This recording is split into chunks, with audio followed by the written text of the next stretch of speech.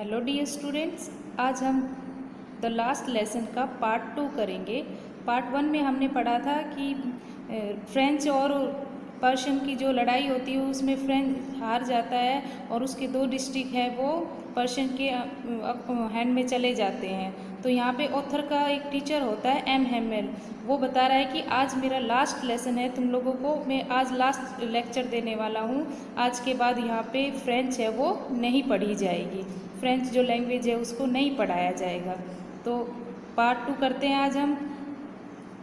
What a thunderclap these words were to me. First part में हमने पढ़ा था कि जो मिस्टर एम हेमल है वो बताते हैं कि आज के बाद फ्रेंच को नहीं पढ़ा जाएगा, ये मेरा तुम्हारे लिए लास्ट लेसन है। तो ऐसा सुनकर ऑथर है वो thunderclap these words were to me, author के लिए ये वर्ड्स है वो एकदम कपकपा देने वाले हैं। Oh, the recess that was what they had put up at the town hall.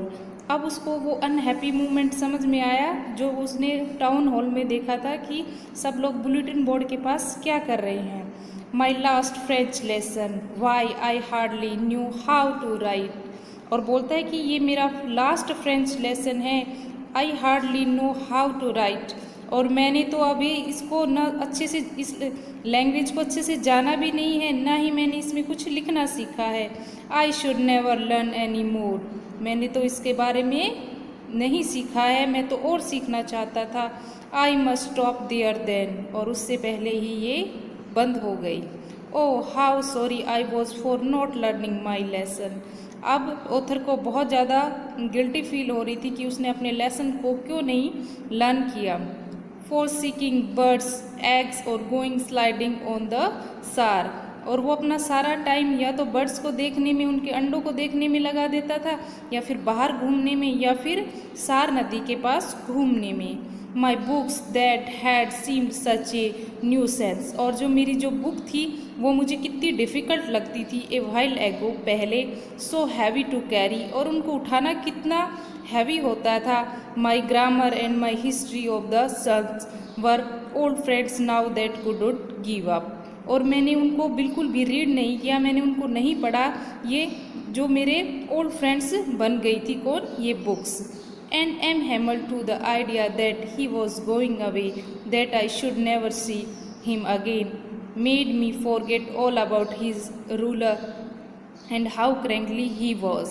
अब मिस्टर एम हेमल की बात आती है तो कहता है कि M Hamel to the idea that he was going away that I should never see him again, कि मिस्टर एम हेमल जो हमारे टीचर हैं ये चले जाएंगे, हम इनको कभी नहीं देख पाएंगे। और ऑथर है वो आज भूल गया था कि मिस्टर एम हेमल है वो हमें रूलर स्केल से मारते थे और उनका बिहेव था वो बहुत ज़्यादा रूड था। पुअर मैन, बेचारे sir, it was in honor of this last lesson that he had put on his fine Sunday clothes. अब मुझे समझ में आ रहा था कि सर हैं वो, सर का आज लास्ट लेसन है इसीलिए आज संडे वाले क्लॉथ्स पहन के आए हैं, इस तरह से इंस्पेक्शन वाले कपड़े पहन के आए हैं। And now I understood why the old man of the village were sitting there in the back of the room.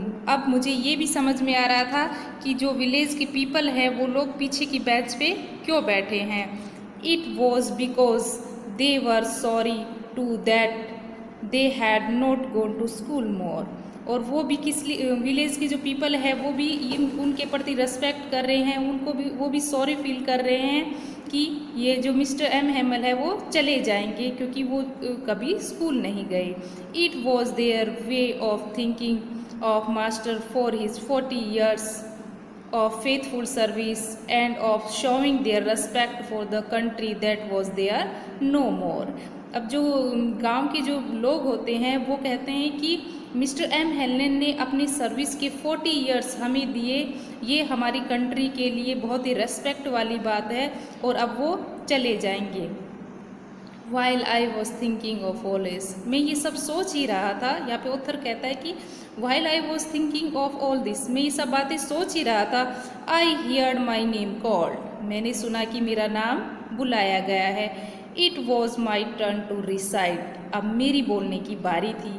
What would I not have given to be able to say that dreadful rule for the participle all through very loud and clear.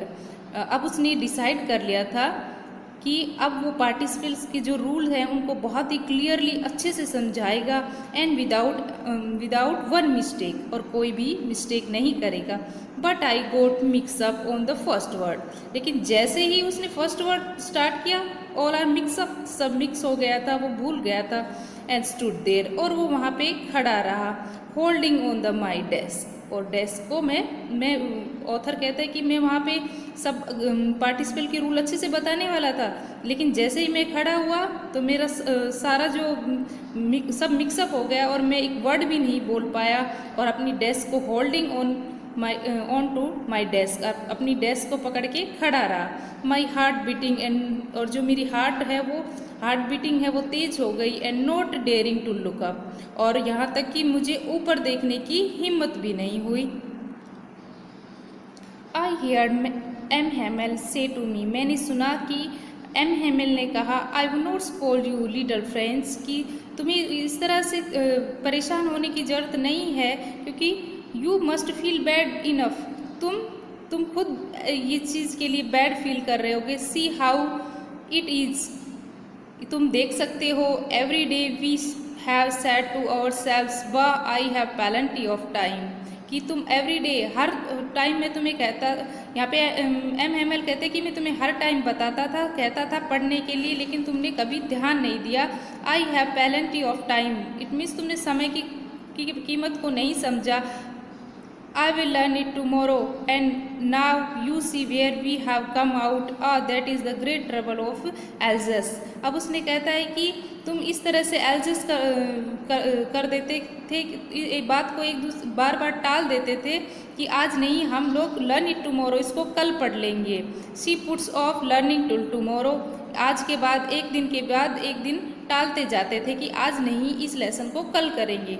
Now those fellows out there will have the right to say to you, how is it you pretend to be Frenchman and yet you can neither speak nor write your own language. और यहाँ पे कहता है कि now these fellows were will have to the right to say you, कि तुम्हारे साथ दूसरे बच्चे भी हैं जो ये सब करते थे. How is it you pretend to be Frenchman, अब तो फ्रेंचमैन को ये कहने का मौका मिल जाएगा कि तुम लोग तो अपनी ठीक से अपनी ओन लैंग्वेज है, अपनी खुद की लैंग्वेज को भी नहीं बोल पाते हो, ना लिख पाते हो, ना पढ़ पाते हो. But you are not the worst poor little friends, but you are not the worst, तुम अकेले बुरे नहीं हो. Poor little friends, we will all a great deals to reproach ourselves with. reproach means blame. इस चीज़ के लिए मैं तुम्हें अकेले को ब्लेम नहीं कर सकता. यहाँ पे और बहुत सी चीज़ें हैं जो तुम्हारे फ्रेंड्स ना सीखने के पीछे जिम्मेदार हैं. Your parents were not anxious enough to have you learn, यहाँ तक कि तुम्हारे पेरेंट्स हैं, उन्होंने भी तुम्हें फ्रेंड्स लर्न करने में हेल्प नहीं की, वो तुम्हारे लिए वर्ड नहीं थे. Because they prefer to put you to work on a farm, वो चाहते थे कि तुम खेत में जाकर वर्क करो, और एट द मील्स, या फिर मील में काम करो, so as to have a little more money, और उनको कुछ पैसा कमा के दो. And I been to blame also, मैं तुम्हें ब्लेम नहीं कर सकता क्योंकि इसके लिए मैं खुद को भी ब्लेम करता हूँ. Have I not often sent you to water my flowers instead of learning your lessons, और जब काफ़ी बार मैं तुम्हें लेसन पढ़ाता था तो तुम्हें लेसन ना पढ़ाकर मैं क्या करता था, अपने फ्लावर्स में तुम्हें पानी देने के लिए भेज दिया करता था. And when I wanted to go fishing did I not just give you a holiday, और जब मैं फिशिंग करने के लिए जाता था तो तुम्हें हॉलीडे दे देता था, छुट्टी दे देता था. तो यहाँ पे फ्रेंच ने सीखने के लिए मैं भी कुछ हद तक जिम्मेदार हूँ. Then from one thing to another, अब दूसरी बात भी है. Mister Hamel went to the talk of the French language, mister Hamel है वो फ्रेंच लैंग्वेज में बातें कर रहे हैं. Saying that it was the most beautiful. Students, ये यहाँ पे फ्रांस का पूरा मैप है, ये उसकी पेरिस है, ये उसकी कैपिटल है, और ये दूसरे उसके स्टेट हैं. लैंग्वेज कि फ्रेंच है वो मोस्ट ब्यूटीफुल लैंग्वेज है इन द वर्ल्ड, पूरे होल वर्ल्ड में। द क्लियरस्ट, ये बहुत ही क्लियर लैंग्वेज है, मोस्ट लॉजिकल है, इस लैंग्वेज के पीछे एक लॉजिक है, that we must guard it among us to never forget it.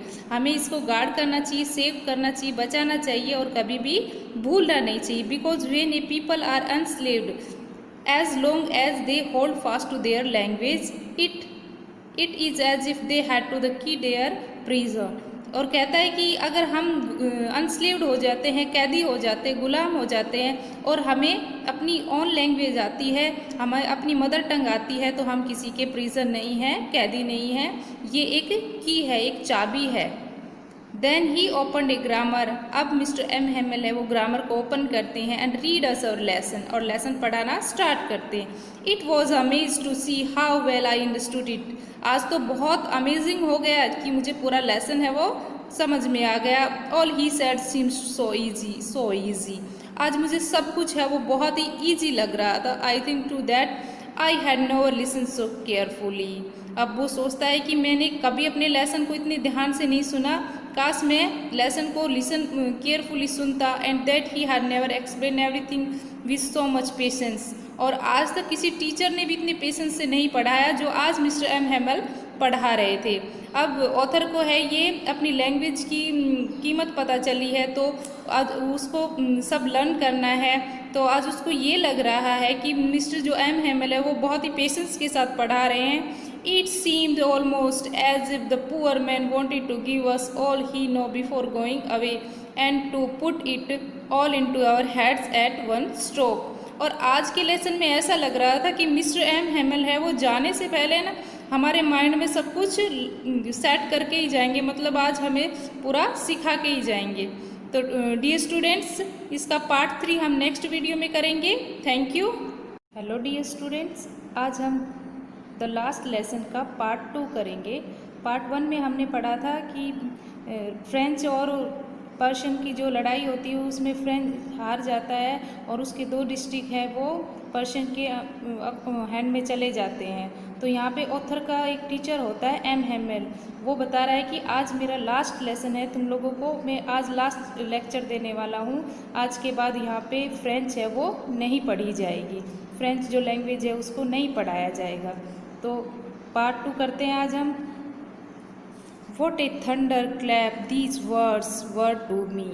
First part में हमने पढ़ा था कि जो मिस्टर एम हेमल है वो बताते हैं कि आज के बाद फ्रेंच को नहीं पढ़ा जाएगा, ये मेरा तुम्हारे लिए लास्ट लेसन है।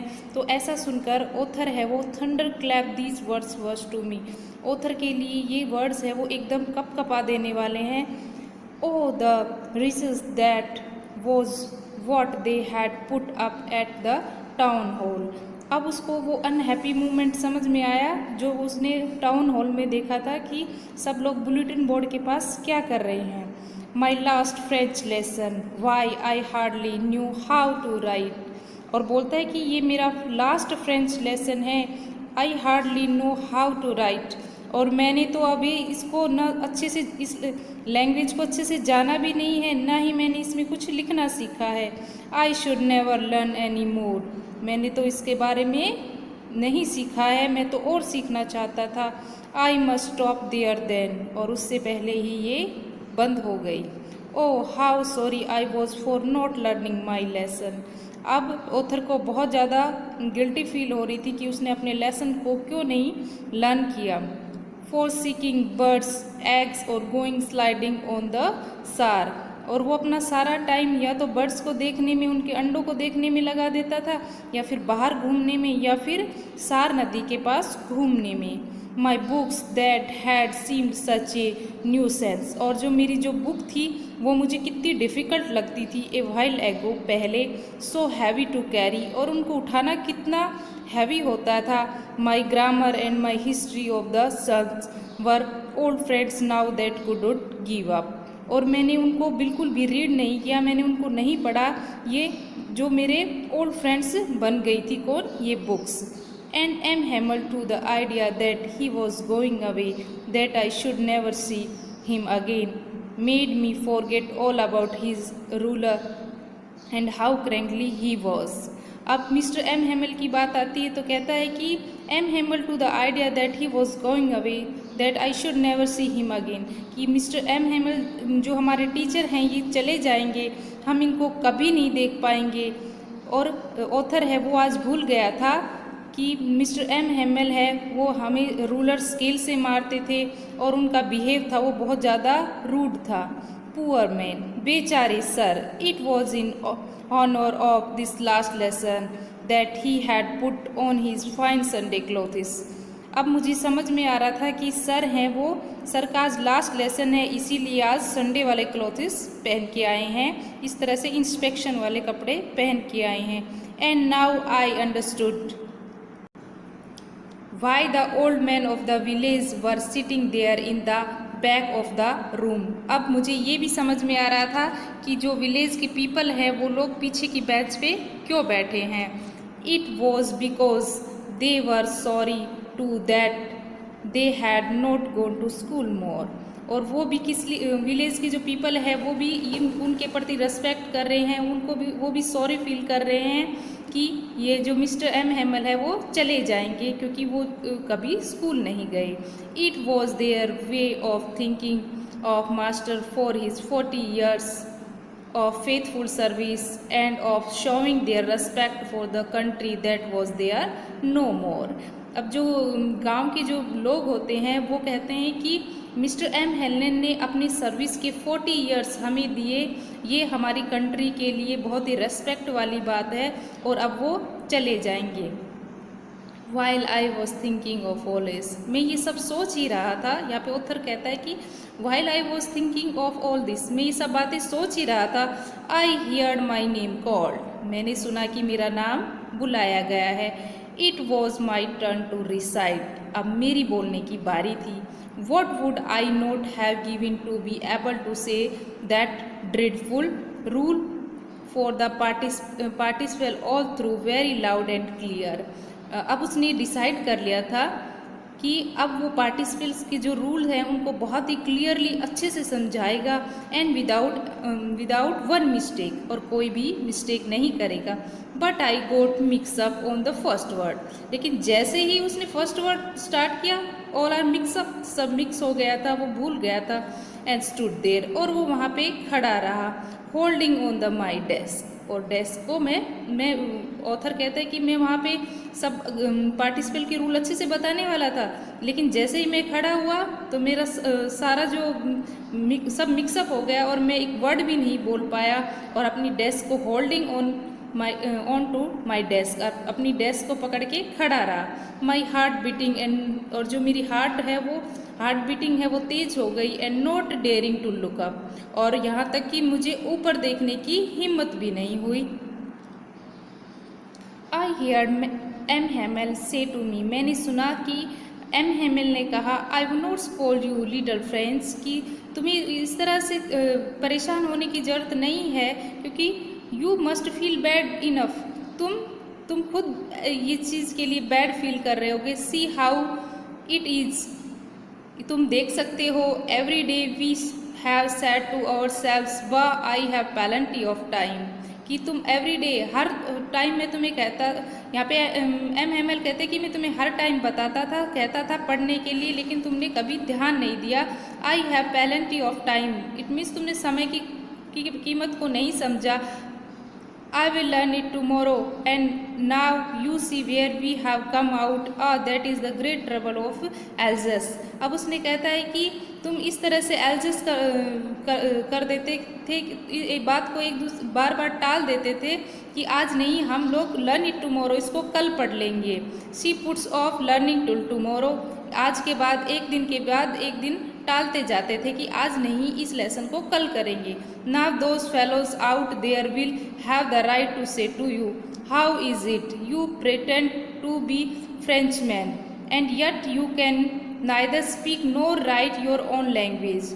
और यहाँ पे कहता है कि now these fellows were will have to the right to say you, कि तुम्हारे साथ दूसरे बच्चे भी हैं जो ये सब करते थे। How is it you pretended to be French man, अब तो फ्रेंच मैन को ये कहने का मौका मिल जाएगा कि तुम लोग तो ठीक से अपनी ओन लैंग्वेज है, अपनी खुद की लैंग्वेज को भी नहीं बोल पाते हो। ना लिख पाते हो ना पढ़ पाते हो। But you are not the worst poor little friends. But you are not the worst, तुम अकेले बुरे नहीं हो, poor little friends. We will all a great deals to reproach our self with. Reproach means blame. इस चीज़ के लिए मैं तुम्हें अकेले को ब्लेम नहीं कर सकता। यहाँ पे और बहुत सी चीज़ें हैं जो तुम्हारे फ्रेंड्स ना सीखने के पीछे जिम्मेदार हैं। Your parents were not anxious enough to have you learn. यहाँ तक कि तुम्हारे पेरेंट्स हैं, उन्होंने भी तुम्हें फ्रेंड्स लर्न करने में हेल्प नहीं की, वो तुम्हारे लिए वर्ड नहीं थे। Because they prefer to put you to work on a farm. वो चाहते थे कि तुम खेत में जाकर वर्क करो और एट द मील्स या फिर मील में काम करो, so as to have a little more money, और उनको कुछ पैसा कमा के दो। And I been to blame also. मैं तुम्हें ब्लेम नहीं कर सकता क्योंकि इसके लिए मैं खुद को भी ब्लेम करता हूँ। Have I not often sent you to water my flowers instead of learning your lessons. और जब काफ़ी बार मैं तुम्हें लेसन पढ़ाता था तो तुम्हें लेसन ना पढ़ाकर मैं क्या करता था, अपने फ्लावर्स में तुम्हें पानी देने के लिए भेज दिया करता था। And when I wanted to go fishing did I not just give you a holiday. और जब मैं फिशिंग करने के लिए जाता था तो तुम्हें हॉलीडे दे देता था, छुट्टी दे देता था। तो यहाँ पे फ्रेंच ने सीखने के लिए मैं भी कुछ हद तक जिम्मेदार हूँ। Then from one thing to another. अब दूसरी बात भी है, mister Hamel went to the talk of the French language. Mister Hamel है वो फ्रेंच लैंग्वेज में बातें कर रहे हैं, saying that it was the most beautiful. Students, ये यहाँ पे फ्रांस का पूरा मैप है, ये उसकी पेरिस है, ये उसकी कैपिटल है, और ये दूसरे उसके स्टेट हैं। लैंग्वेज कि फ्रेंच है वो मोस्ट ब्यूटीफुल लैंग्वेज है इन द वर्ल्ड, पूरे होल वर्ल्ड में। द क्लियरस्ट, ये बहुत ही क्लियर लैंग्वेज है। मोस्ट लॉजिकल है, इस लैंग्वेज के पीछे एक लॉजिक है। That we must guard it among us to never forget it. हमें इसको गार्ड करना चाहिए, सेव करना चाहिए, बचाना चाहिए और कभी भी भूलना नहीं चाहिए। Because when a people are enslaved as long as they hold fast to their language it is as if they had to the key their prison. और कहता है कि अगर हम अनस्लेव्ड हो जाते हैं, कैदी हो जाते हैं, गुलाम हो जाते हैं, और हमें अपनी ओन लैंग्वेज आती है, हमें अपनी मदर टंग आती है, तो हम किसी के प्रिजन नहीं हैं, कैदी नहीं हैं। ये एक की है, एक चाबी है। Then he open a grammar. अब मिस्टर एम हैमल है वो ग्रामर को ओपन करते हैं and read us our lesson, और लेसन पढ़ाना स्टार्ट करते हैं। It was amaze to see how well I understood it. आज तो बहुत अमेजिंग हो गया कि मुझे पूरा लेसन है वो समझ में आ गया। All he said seems so easy, so easy. आज मुझे सब कुछ है वो बहुत ही ईजी लग रहा था। I think to that I had never listen so carefully. अब वो सोचता है कि मैंने कभी अपने लेसन को इतने ध्यान से नहीं सुना, काश मैं लेसन को लिसन केयरफुली सुनता। And that he had never explain everything with so much patience. और आज तक किसी टीचर ने भी इतने पेशेंस से नहीं पढ़ाया जो आज मिस्टर एम हैमल पढ़ा रहे थे। अब ऑथर को है ये अपनी लैंग्वेज की कीमत पता चली है, तो आज उसको सब लर्न करना है।